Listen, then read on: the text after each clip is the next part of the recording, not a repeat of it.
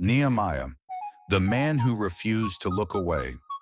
Nehemiah had everything a man could want: a secure job, royal protection, daily access to the king of the most powerful empire on earth.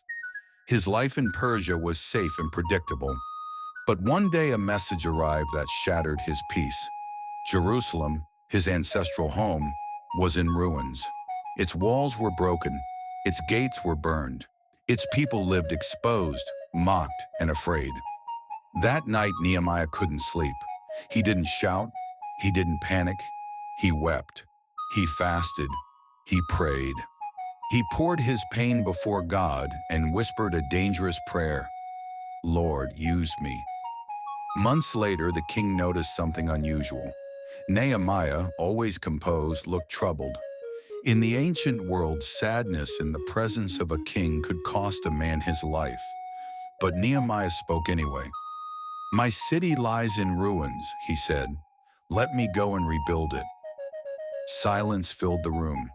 Then favor spoke.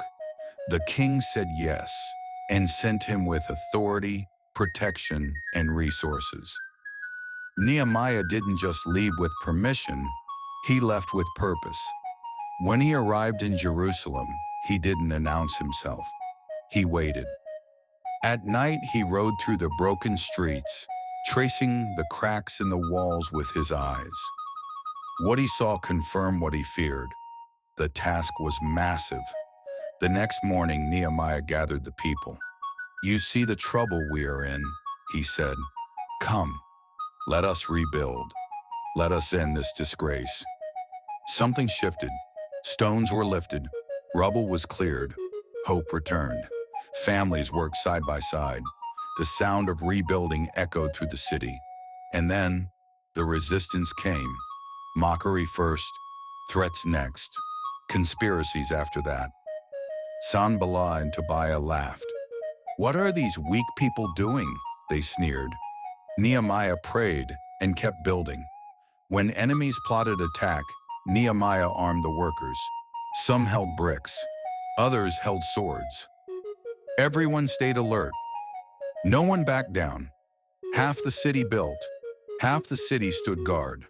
The message was clear: we will not stop. Even internal trouble tried to tear them apart. The rich oppressed the poor.